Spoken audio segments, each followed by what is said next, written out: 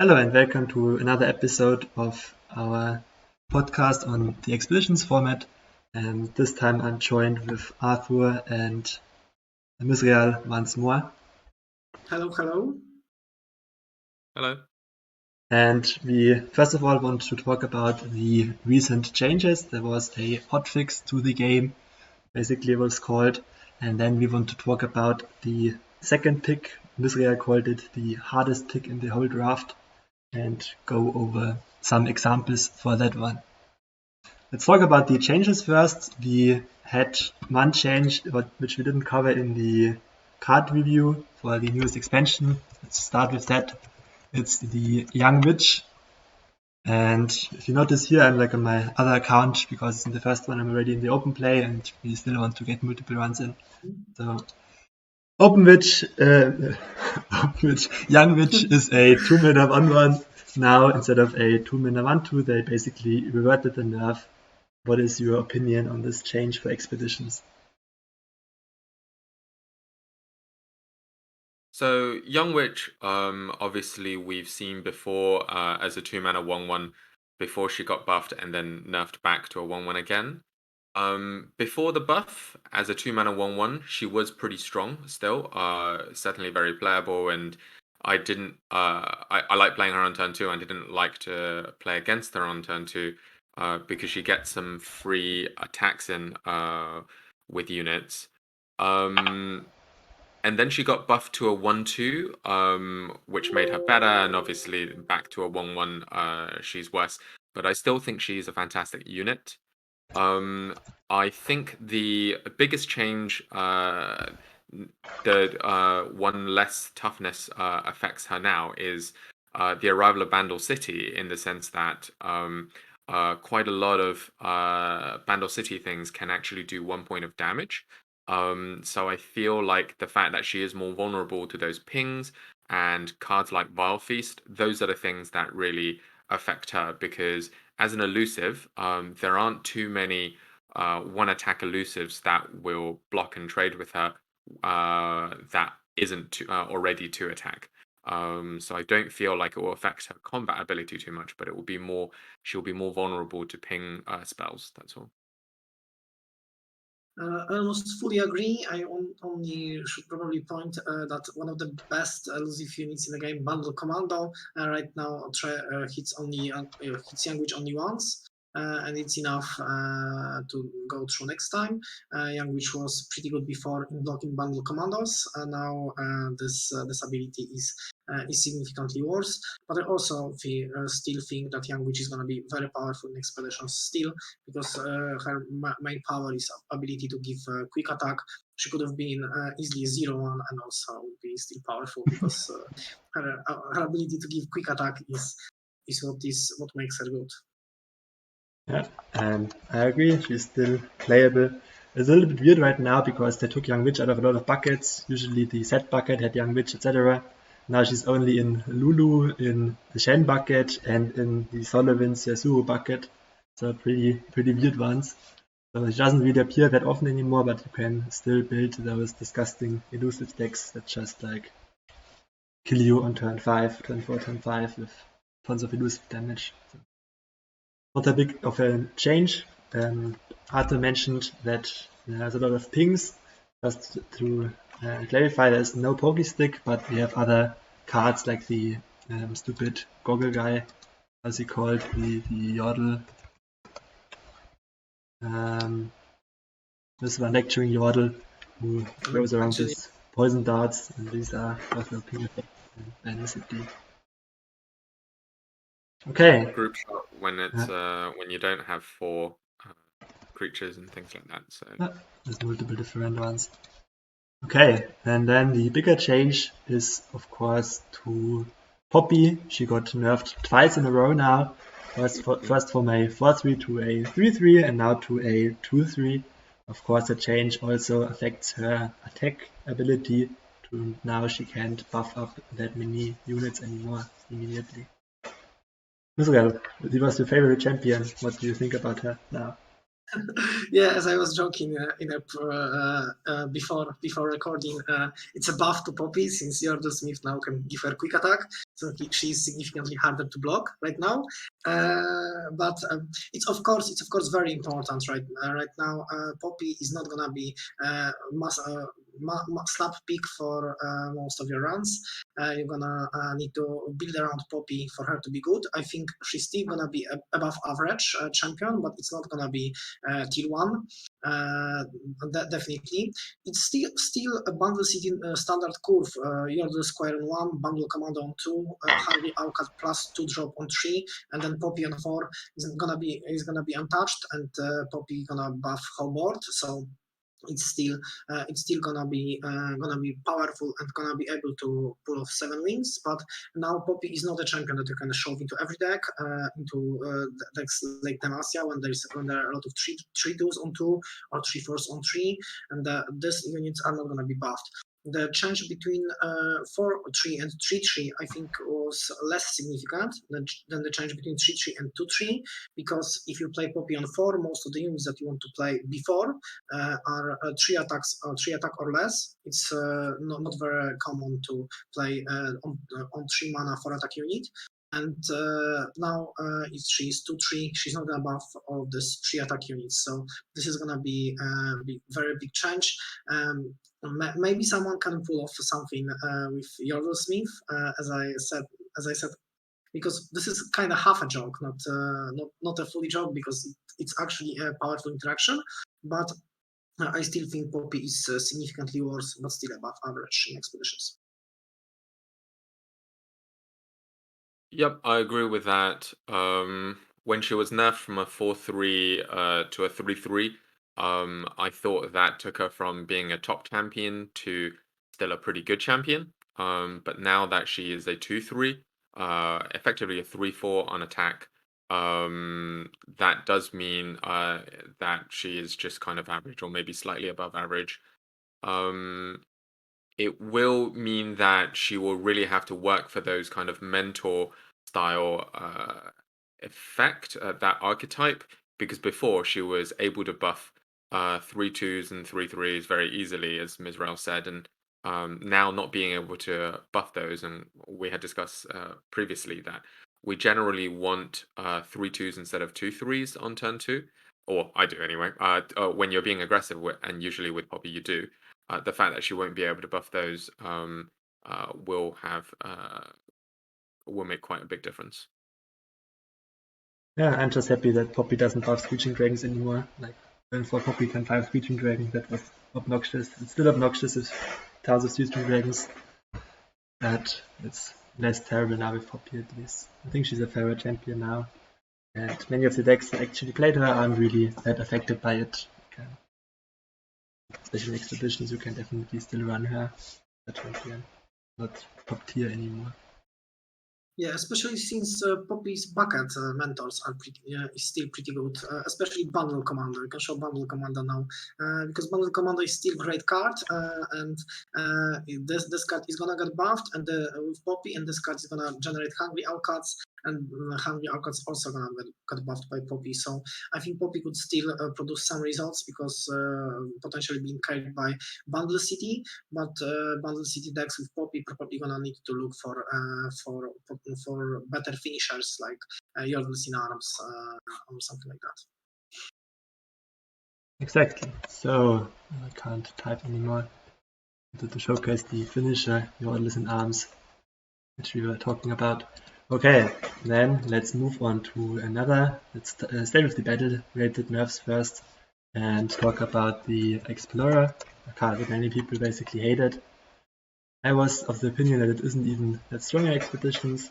It was a playable deck in Constructed if you just went mono Bandle, but other random decks didn't really like this Explorer, and now it's just grants a +1/+0 instead of +1/+1, which is certainly healthier, a little bit more interesting to the game as well. I think he wasn't really that strong in expeditions anyway. Yordle Explorer. I would prefer playing Bandle Commando, probably even Yordle Smith on 2 over Yordle Explorer in Bandle City deck. So I think he wasn't a problem for expeditions. This is a change for constructed, and now Yodel Explorer is just significantly worse. I think giving just a just +1/+0 doesn't do anything. So over the last week, whilst Yodel Explorer was in the game, I haven't actually played with or against it at all.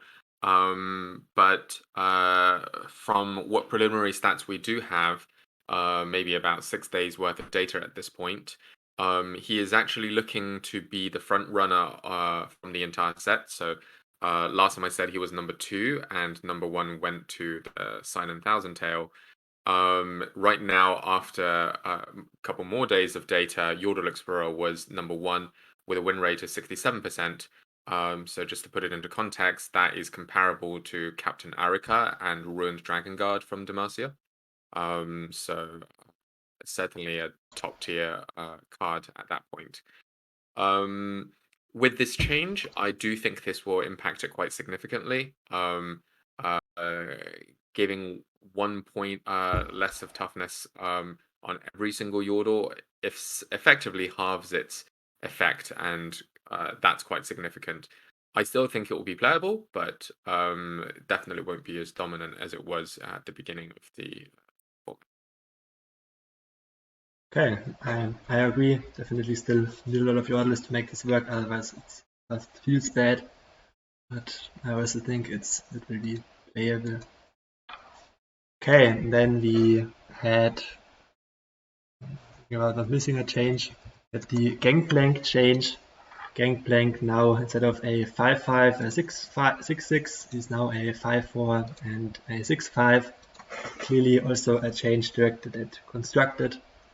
But what do we think about it in expeditions? I don't think it affects expeditions a lot. Gangplank wasn't really played a lot. I think I didn't play against it very often. I didn't play. I don't know if I played Gangplank even once myself. So I don't think a Gangplank change is gonna affect expeditions a lot. It looks to me like a constructed change, maybe also some considerations for Path of Champions players is Gangplank. Gangplank causes some problems here for some players, so probably there. I don't think it affects expeditions a lot. Because it's just the Path of Champions, and it's so funny. Like they nerfed the first path so much. The Young Witch nerf changes Lulu, the encounter, and the Poppy nerf twice. Now Poppy is such a laughable opponent at first. Just played Path of Champions before, and it's really funny how Poppy is so bad. Okay, Arthur, what do you think about Gangplank change? So Gangplank in expeditions before the nerf was nothing great, with a 57% win rate and with Bilgewater being right down on the bottom of the regions in terms of win rate. He was sitting at 49 out of 78 champions, so slightly below average. In expeditions, my experience with and against him is that he is essentially a 5-mana 5/5 overwhelm that summons a powder keg. It's pretty rare for him to be able to level up early on. I don't think decks try and turbo his level up very quickly in expeditions. Usually if they do, it doesn't end very well because they're spending too many resources. Maybe towards the end game, way after turn 5, he levels up a bit more and he becomes a bit scarier. But generally, Gangplank for me was often a stat champion of 5-mana 5/5 overwhelm. So that being said, I think the change to him having only 4 toughness will affect him quite considerably because it will make him weaker. But given that Gangplank was not a favorite in expeditions, I don't think it will change the kind of the meta of expeditions. It will just make him less desirable pick. Yeah, I agree. You said with the powder kegs, I often find powder kegs actually being a downside. If you don't have any spells to trigger it, then they can just challenge it with an overwhelm unit and deal a lot of damage to you. And in expeditions, you just don't get the reliable build around either the powder kegs or the direct nexus damage. So I also always played Gangplank as a 5-mana 5/5 overban, which is decent. There's literally a Noxus unit that does that. And Yeah. Yeah. Also, Screeching Dragon can challenge or any dragon really, and this is also the downside then. yeah, the powder keg you mean, exactly. So yeah, he will still be playable, but his true card pools are not that strong, similar to Bilgewater not being that strong right now. So probably doesn't lower his play rate much. Will be a little bit weaker. Then we have one of the cards that really surprised me, how strong it was, even in expeditions. The Willow Seedling, like the run I played with Ari and the 7 epics, it was quite strong. With the Seedling was quite strong. Just rebuying me these play effects and summoning ephemeral units. Now its countdown goes up from 2 to 3, which is a little bit awkward since you don't have the same attack anymore. Like if you play this on your attack token, the ephemeral copy will come down on your opponent's attack token eventually. And today I had like a Hecarim copying this, and then the second Hecarim came down and I couldn't even attack. And that was a little bit unfortunate, so definitely makes it a little bit weaker, but the main first effect still stays in place. Arthur, you said this card would be absolutely unplayable. Did you have a chance to try it out yet? I've not had a chance to try it out yet myself. I would try and avoid picking it, and I haven't played against it yet. Preliminarily, from the stats, it has a win rate of 49%, which is pretty low. Certainly lower than average on Lord Guardian and lower than Ionia should be. So I still don't think it's a very good card, and I think it will be made even worse now. So I'm not sure how much lower. I don't remember if I rated it 1 or 2. Not sure how much lower I can rate it. So. Rated it 2, and basically the same as Memory Cloak. I still didn't see it. The fact that we now have an odd number for the countdown, as you said, the copies aren't attacking on the same turn, which makes very little sense. I guess what you would want is you would want the first copy to be defending, which makes the opponent skips an attack, and then you want the second two. Only make one copy. I miss. Yeah, so I guess in that case it doesn't matter which one you want to be attacking, whether you want to be attacking on the turn you recall or attacking the turn on countdown 3. But I guess I just don't respect the recall synergy archetype very much in expeditions. So I think this is a pretty weak piece part of that. Myzrael, do you have anything to add to this discussion? Probably only that I fully agree with this with countdown being odd makes this card really bad because you cannot attack twice with the ephemeral unit. So it would be probably better if you do countdown 4, I would say, and this is the change that I would do if I could, but we cannot do this change. I remember rating this card 8 out of 10, but I rated most of the cards too high, so I should probably say defeat. Okay. Then the next change was to the Wayfinder. The Kinkou Wayfinder now summons 2 different 1-cost allies from your deck. This was of course because the summoning 2 cannons would level up the Cannon Myzrael deck too fast, and this Cannon Myzrael deck was hated by a lot of people.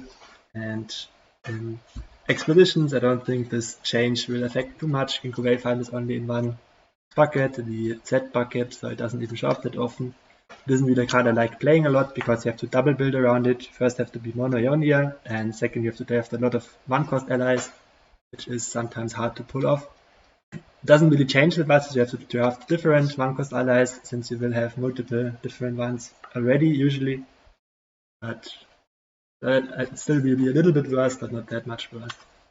I would say. Yeah, I also don't think this change affects expeditions a lot. I actually had one cool run with two of this card being really good in a deck. It was Tristana Z run in expeditions, and for some reason there was a little more Ionia cards in the deck and a lot of 1-drops.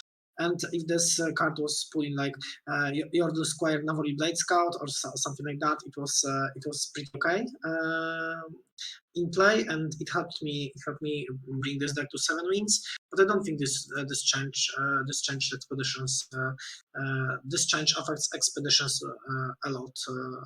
To be fair, this is clearly a constructed change. Yeah, I agree that this is probably the change that will affect expeditions the least. Wayfinder has a very low use rate because mono Ionia or heavy Ionia decks are pretty rare already.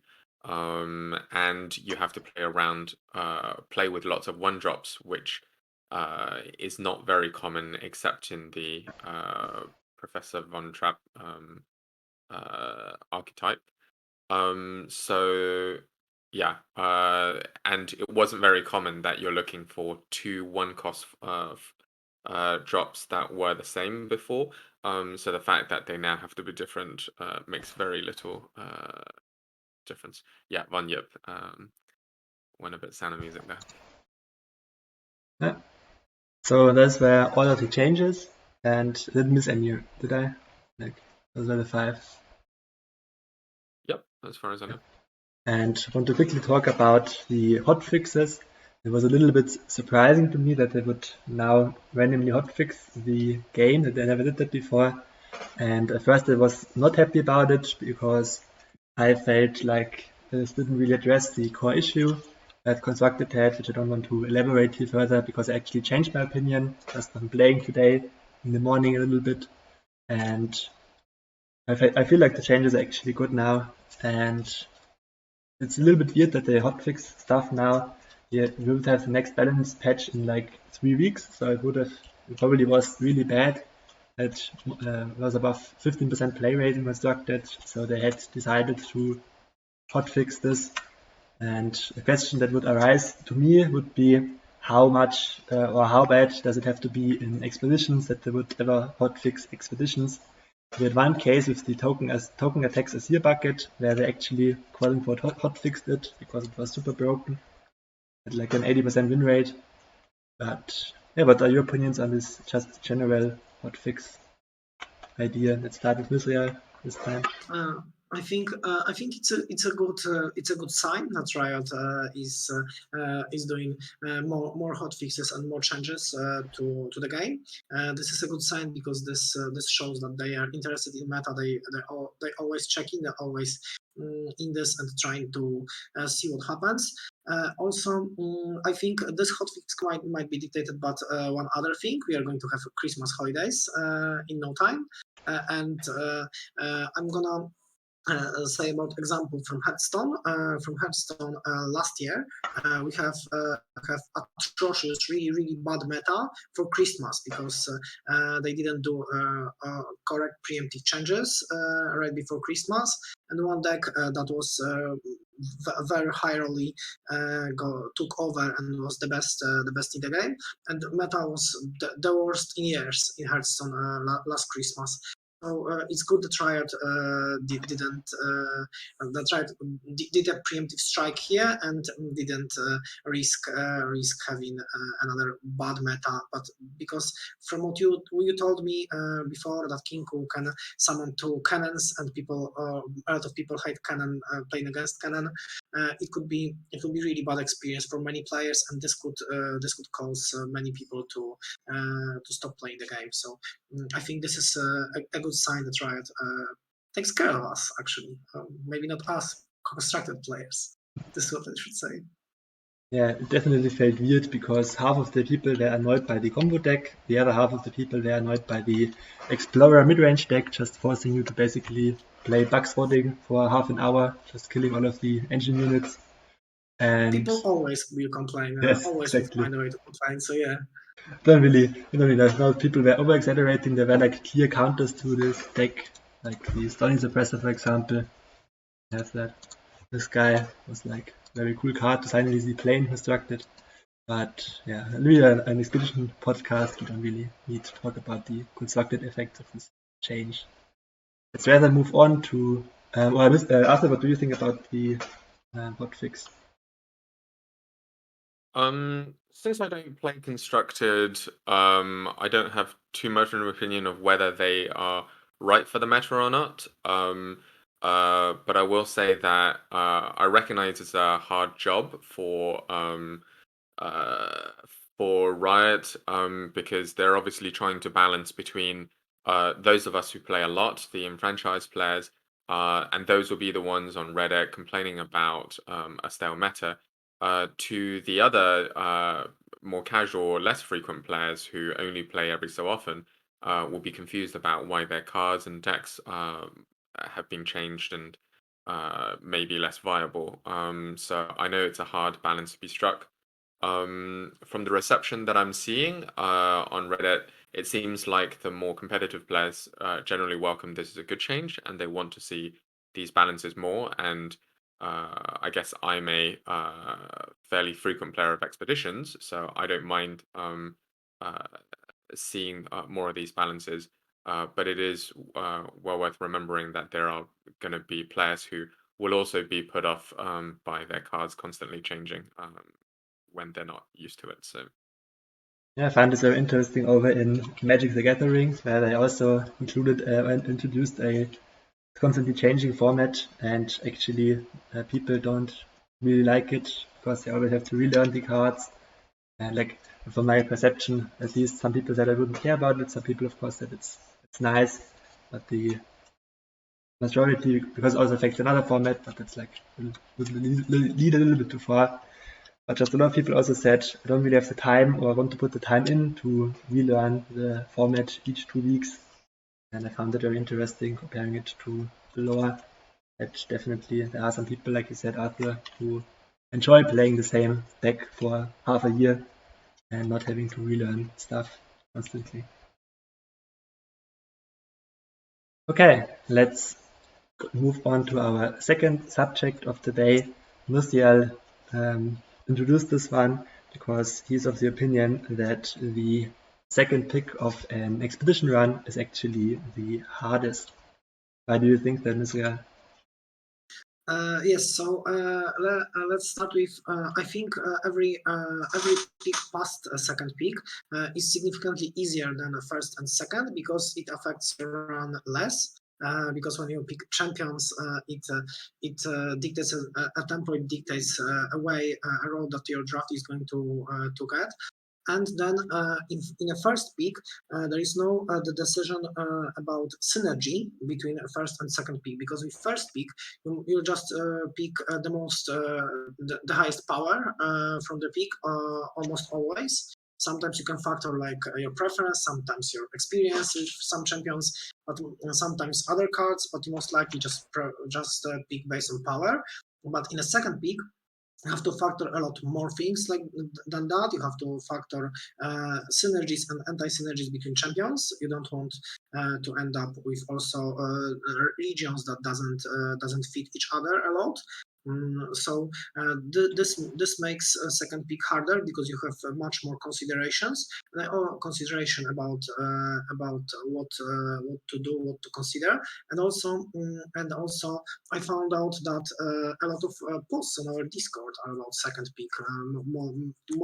More posts are about second pick than about first, I think.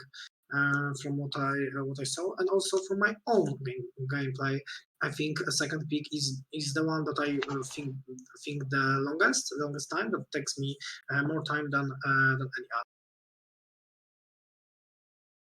Okay.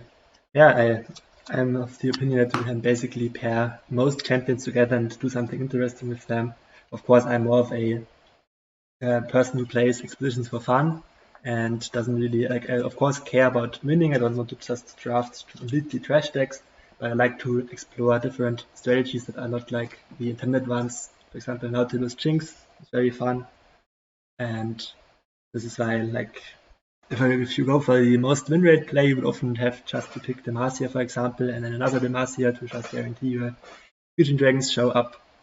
And that's just not that fun for me, so I always try to find a interesting strategy in my second pick together with my first champion. I normally try to balance this and pick and play one expedition run with just raw power and another one, and then second one with more of a adventurous approach. So I normally play one run with the best picks, and then second run with more adventurous approach. And there I have one exception. So one exception rule. I always pick darkness whenever I see this, no matter if this has synergy or not. Because you like it so much. Yeah, exactly. Okay, that's fair. Arthur, what do you usually shoot for? I do think on average I agree that the second pick is the toughest, because you have something to consider from your first champion already, from your first pick already. Whereas pick one, you can simply just go for raw power or synergy, whatever your favorite is. The second one, you have something to take into consideration, and then from pick three onwards, even though you have more to consider, you're also picking one less card. Effectively, you're picking 2 cards instead of 3. So in that sense, they're slightly easier. That said, I don't think it's that much harder because my personal strategy, preferred strategy in expeditions is go after raw power, go after cards that are independently strong. So I will often pair strong cards with other strong cards that have no synergy, but I know that because they have very good rate, and I don't need to rely on the cards coming up together or in the right order for it to do well. So I prefer being able to kind of rely on them regardless of when or whether they come up together or not. Yeah, that makes a lot of sense. Okay, so going forward, like this is still my first trial of the day, and like, this is my secondary account, so I have a little bit of gems banked up, or like crystals, however they're called. And for the approach, I would just say like each one of us like says the first champion they want to go in, and then we discuss the second pick, and then I just kind of finish drafting the deck, and then we move on to the next second pick. And basically our focus will be not a full drafting talk through, just we will focus on our second pick. So, Myzrael, because you had the idea, which one do you want as your first pick champion here? Don't need to talk about every card, just choose one champion. Yeah, I think 2 of these champions would be cool to start with. I just think Victor is too flexible, and he goes into many decks and he can work in every deck. So for this, for our scenario of discussing for second pick, Victor is probably not a great choice. Both Azir and Thresh are better for this purpose. I like Thresh more, so I vote for Thresh. Okay. And let's go with Thresh. I generally don't like first picking Thresh because it's reliant on hitting a second good champion to pull out, but Thresh has been chosen. And this is, by the way, in the second pick, we can quickly point that out because Thresh started with the PNC pairing in his bucket. We can showcase this later. We always are guaranteed to see a PNC champion. And we have the Ezreal here with Ballistic Bot and Back Alley Barkeep. In the middle, we have the pretty epic in the Unleading Spirit with Fiora, Laurel Prodigy, and over here the cannon with Ember Monk and Quicken. So, Myzrael, what would be your approach here as you started out? I would probably, if I want to go for the wins, I would probably just don't build around Thresh and decide to simply pick Fiora for wins and try to build around her, because I think there is not a lot of synergy between Thresh and any of this champion, because Thresh likes more impactful and higher cost champions to pull out from the deck. With his ability after flipping. So I would prefer to probably discard Thresh here and go just for the most powerful champion. And I think the most powerful champion on the screen is Fiora. So this would be my strategy to go for 7 wins. I think this is the example when on a second pick we have 3 champions that are anti-synergistic with the first pick. So we need to look for either a champion that is anti-synergistic the least, or go to discard the first champion and choose just the most powerful approach. And this is a decision that we need to make here. Probably the least anti-synergistic is Ezreal, I would say, because pulling out Myzrael is better than both other champions, I think, because Myzrael is more impactful when he comes to the board, even without any build around with a lot of combat tricks like Fiora. And there is also some more synergy with Cannon, because Cannon comes here with Bandle City. Do I see this correct? This is 2 Bandle City cards. Yes. Arthurmauk and Quinn, yeah. So he comes with Bandle City, and Bandle City can provide a lot of early units to flip Thresh. But on the other hand, then to flip Thresh pulls off Cannon, so this is not great. Maybe you can look for a champion, another champion on pick 1. That would be good to pull out with Thresh. But I think this is not a great idea here. So I would just abandon Thresh or discard Thresh idea and go with Fiora and try to build around Demacia. If I would go for wins, of course. Okay, Arthur, what is your opinion here? So between the 3 of these, I also like Fiora the most. I think Fiora is decent, pretty uninspiring now as a 3/2, especially for a champion. I often just use her as a bad wolf, basically, but she's still fine. Demacia is good.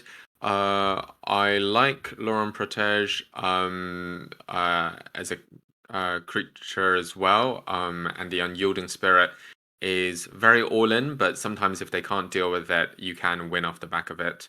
But if they do manage to have a way of dealing with it, then it's quite a big tempo swing as well. I think all 3 of those cards are playable. Whereas I think on the other sides, I'm not a huge fan of Back Alley Barkeep, and I don't really like too much of that, the Foxy Ninjas pack, any of them very much either. So I just think in terms of raw power, the middle pack is the strongest in terms of Demacia.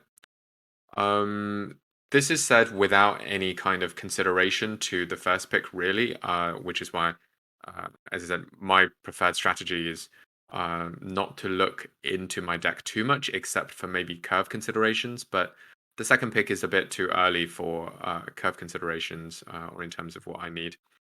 In terms of synergy, to be fair, I don't find Thresh flips all that often, so I don't manage to hook big champions out with Thresh all that often. But Thresh does have a pool where it's matched with Lucian in terms of trying to make creatures die and then get Vanguard Redeemers and so on and so forth. And Demacia does have a steady flow of creatures.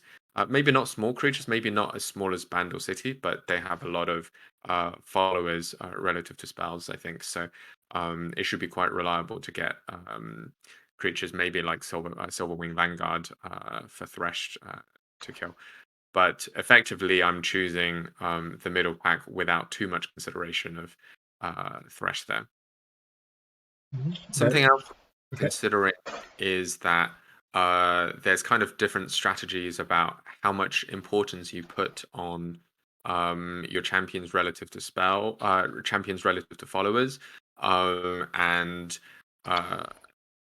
kind of archetypes or buckets relative to cards. And there's different schools of thought here, but my personal preference is I just see champions as slightly stronger above rate followers and not much else. I know for people coming from League of Legends where champions are all defining, that it's very attractive to kind of plant your flag and want to build around your champion throughout. But the difference between League of Legends and a card game is quite a lot, and it's like the difference between a role-playing game versus a real-time strategy game, in that your individual characters don't matter as much in a card game or a real-time strategy game. You can build around these champions, but effectively the chance of you drawing a champion card relative to you drawing a follower card is pretty similar. So you can't reliably get your champions, and there are people who complain about not being able to draw their champions in a game, and that happens quite often. So I think building around your champions is an unreliable strategy, and I'd rather just pick good cards, whether they're followers or champions, rather than put too much emphasis on the champions themselves. Yes, I agree that you shouldn't really go all in on your champions.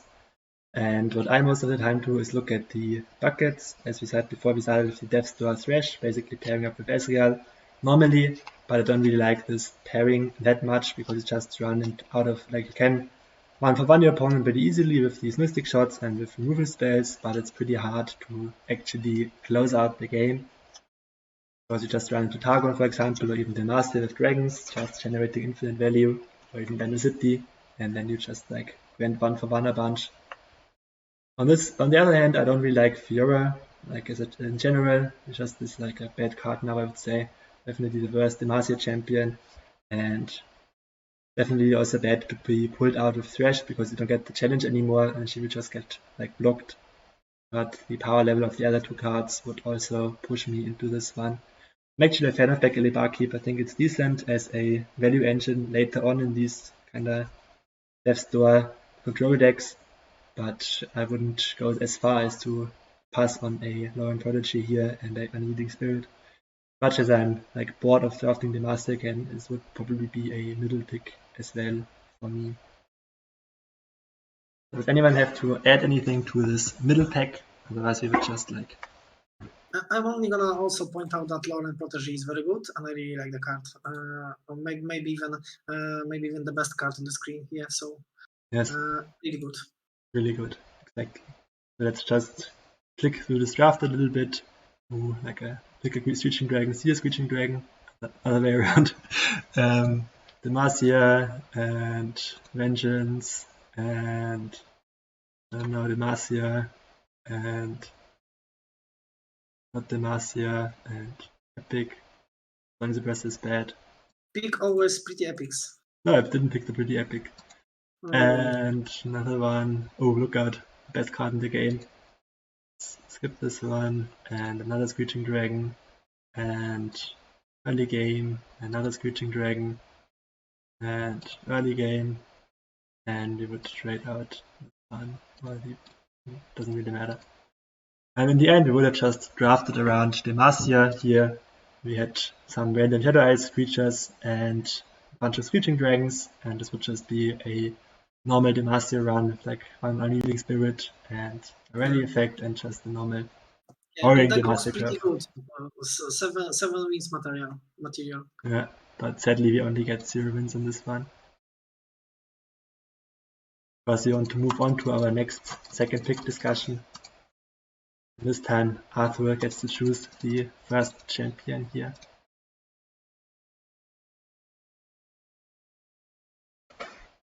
So who do you want to talk about? I would definitely go left here. Demacia is just strong, and yeah, those cards are just better than the others. Fading Memories is pretty useless. And I guess the second pack isn't bad, but I think it's worse than the first pack. So I think just that's more reliable. The Relentless pack. Okay, and as you will see, this one is paired with Noxus, so we will definitely see another Noxus one next time. I would have gone Lee Sin, but Quinn is okay. And this is our second pick. Here's our Noxus bucket. And as Arthur, you chose the champion. How would you proceed from here? So yeah, interesting to note that just because Quinn came from a pack that was Demacia and Noxus, it means that this one must have Noxus, but it doesn't necessarily have to come from that bucket. So if you hover over Scrapkeep, it's actually the one that pairs up with P and Z. So even though the region is here, it doesn't necessarily mean that it will pair up very well with Quinn necessarily. Also interesting to note that if you pick your first pick from a mono region bucket, that does not mean your second pick will definitely have something from that same region. I know other people have made that mistake when they've first picked Zerath that has a Sun Disk, but then don't get offered a Shurima one in their second pick. So effectively, that just ruins their Sun Disk, unless they manage to trade out all of their non-Shurima cards during the game, because you can't reliably get only Shurima in your second pick just because you picked mono Shurima in your first pick. So saying all of that, comparing these three packs, I would first probably count out the right pack. I think more powder is pretty useless. We had already spoken about that. It's fairly unreliable being able to get damage spells for powder kegs, and this is effectively a 2-mana slow spell that at most get you another 2 damage or something, which is not even a good deal. But a lot of the time we'll just get we'll not even get a 1-for-1. So more powders, pretty awful. Gangplank is fairly mediocre for a champion, especially after his nerf.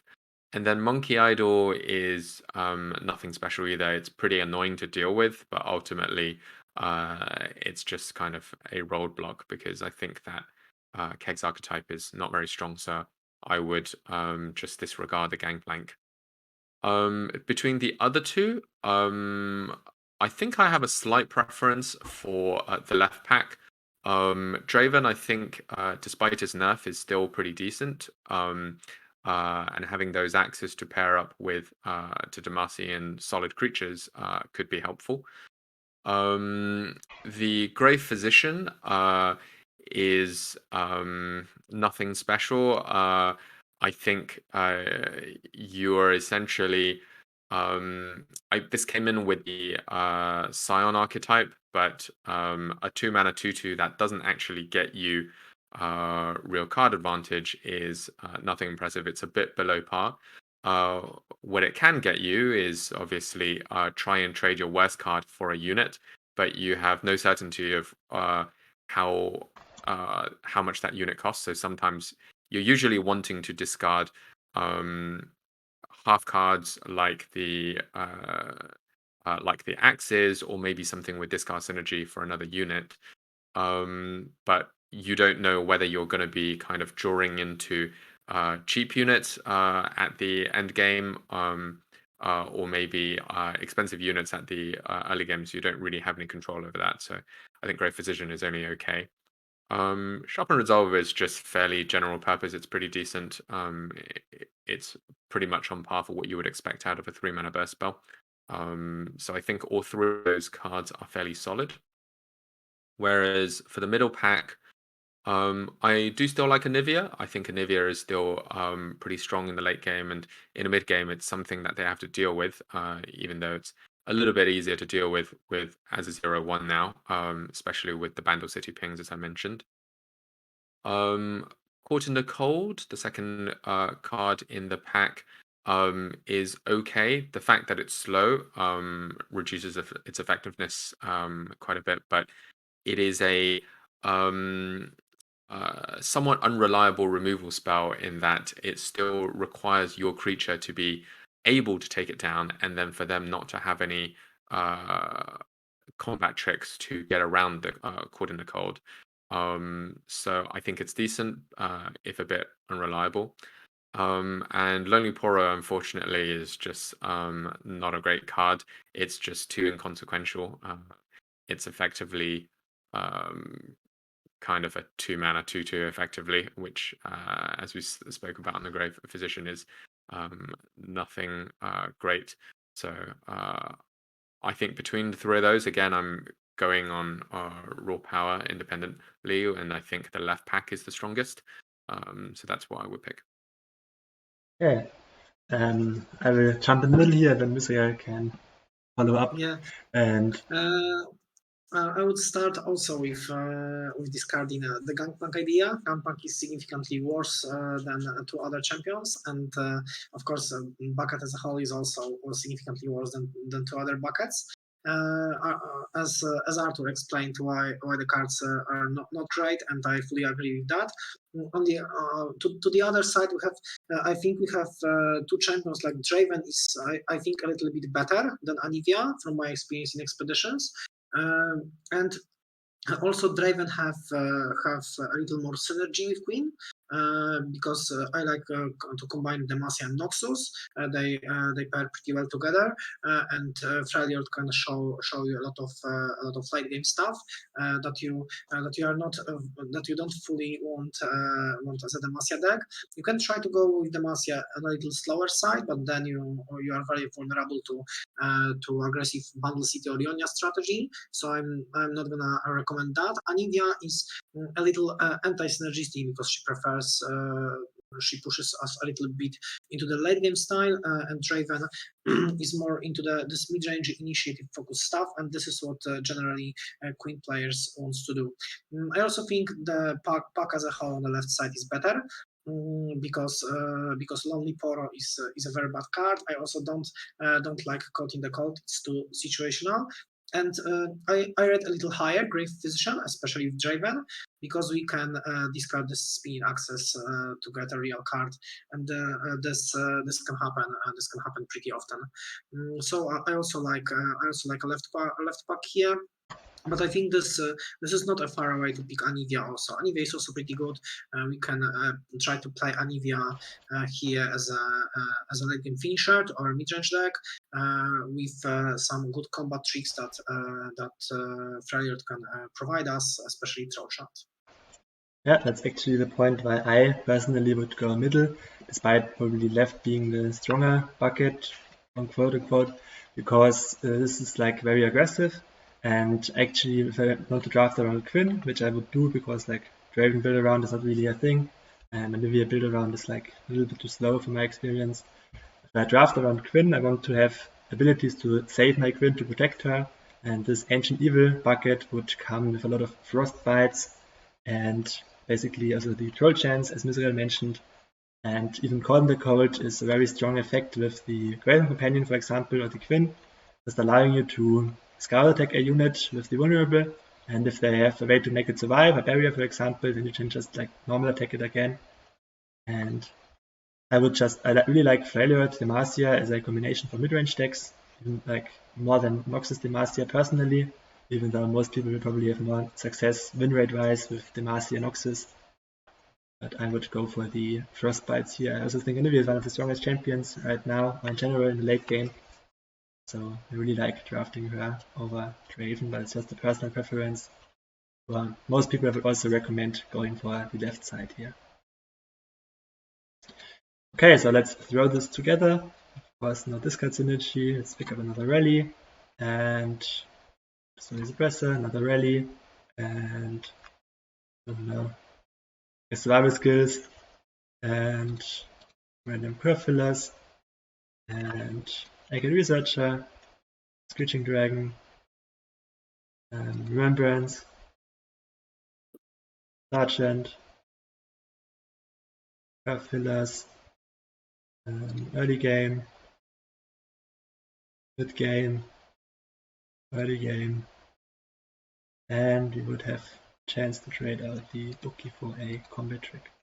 And in the end, we would just end up like probably I didn't draft this deck perfectly. Probably Myzrael would have picked more 1-drops. Yeah, that's for sure. This is basically be a pretty aggressive deck here with some. I just quickly drafted it with a lot of good 3-drops here. If the Vanguard Sergeant would be a very strong curve player or role player, just giving us these strong attacks, these white boards of Silvering Vanguard, Then we have the Quinn, Screeching Dragon, and some other stuff to basically the rallies to finish the game off in the end. Yeah. Another pretty good deck, another 7 wins potential. Okay. And let's do one last one. I choose the first champion. And yeah, that's probably a pretty obvious choice. Like, we have one new champion here and two pretty mediocre ones. Personally, I really like Cillian, playing him, and he's a I very have fun champion. 100% win rate with Zillion in expeditions. Still, I It's went just 1-1. 7-0. I went 7-0 with Zillion, and I tried to keep away before final boss, so I'm 6-0 with Zillion. So It was just an Obsess deck with Cillian in it. yeah. And yeah. Yeah. But let's go for the new champion. I think this will be the most Let's go for the interesting discussion Pantheon. here. And let's see what the second pick is here. And I will just start here because I chose this Pantheon. Pantheon in general wants a lot of combat tricks and self-targeting. We don't really have any self-targeting in the Frozen Solid bucket. We have some combat tricks, but not that many. Even though Starlit Seer would be like interesting with the Pantheon. The Frozen Solid is mostly focused on frostbiting your enemies, like Icehead Archer, for example. And I see just a better option here. I like Ash as a champion, but I just think there's a better option here. With Disruption Yasuo, you also don't have that much self-targeting. There is a Twin Disciplines in the Disruption Yasuo that you should go for, but the other two cards, Willow Seedling and Yoni Windchaser, are just not that powerful. Yoni, if you would draw Yasuo, then this Yasuo bucket would be way stronger, but like he is, it's just a 7-mana 6/6. And Willow Seedling, we talked about it already, has been nerfed pretty significantly. So I would go for this Shield Wall. Shield Wall has a ton of combat tricks, ton of these targeting effects with the Pricing Protector and the good unit in the Prodigy. Pricing Protector also working for the Pantheon level up. Don't have to have spells. These units also work. Despite me still not liking Fiora, this would, for synergy reasons, be a pretty obvious middle pick. Yeah, I would. I think this is the easiest second pick that we had today. Fiora is the strongest champion out of the three, and Fiora also have the best synergy with Pantheon, since the Demacia have a lot of self-targeting stuff, especially the cheap one. Radiant Strike is one that comes to my mind really the most. I recently just had a Pantheon Quinn run, and I had two Saga Seekers with a lot of Radiant Strikes, and I just kept steamrolling opponents with Saga Seekers. I think Yasuo needs his own build around, and I'm not sure. I don't think Targon is a great pairing for him, and Ash could be interesting because Ash could help you keep your fated units by frostbiting opponent units that try to kill them, and this could be interesting to help snowball the game. So I think Ash might be a consideration, especially since I also really like Ash as well as Conan. But I think if we aim for the wins, it's just easy Fiora. One big thing I want to say, I'm disagreeing with you that Fiora is the strongest champion. I think she's by far the weakest champion here. Yasuo just being a 4/4 flick attack is almost always better than a 3/2 challenger, and Ash is way better. I don't mean just about stats and impact as a single champion. I mean together with Bucket and the fact that Fiora is Demacia and going to show you a lot of Screeching Dragons that you cannot reliably get in Yasuo or Ash pick. Okay. Arthur, what do you think? So I actually think this is fairly close between the middle one and the right one. You know what I think about Willow Seedling already, so I think just the fact that that's there makes me not want to pick the left pack. Although I think Yasuo and Yone are both fairly decent cards, so if the Seedling was traded out for something else, I think that would enter the consideration as well. The reason why I like both the middle pack and the right pack is because I think all three of those cards are decent. I'll be quite happy to play them in my deck. I would personally also go for the middle pack because I like Demacia. So the Protector should work with Pantheon as well, right? Yes. Yes, Potato works with Pantheon. Great. So yes, as you said, I think Demacia has more opportunity of pairing with Pantheon a little bit stronger. So I do think that's what pushes me over the edge. But I also think the right pack is actually pretty strong as well. And in terms of win rate, both Yasuo and Ashe do have higher win rates than Fiora actually.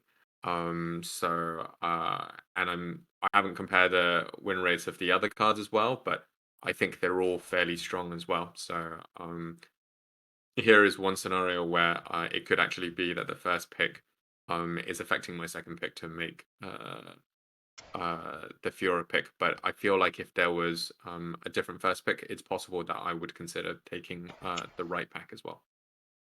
Definitely. Okay, so since we all agreed once more, let's just finish this draft as well as to confront with Pantheon. This is like a new meta. The confront is actually good.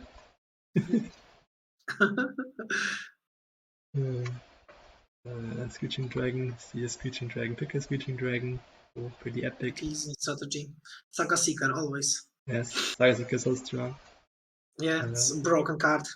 Indeed. Against the odds. Myzrael, no. we're about to talk about this card. Never studied Epiphany. Yeah, but like, do you still think this card is because I can still study Epiphany.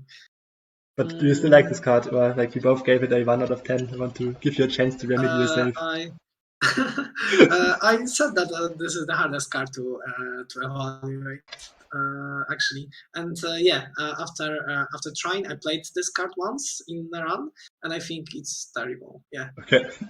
Just wanted to give you the chance here. I will still take the start of Epiphany here. As I wrote in my rankings, I thought that this is the hardest card to evaluate because this is such a unique effect. But it's really bad.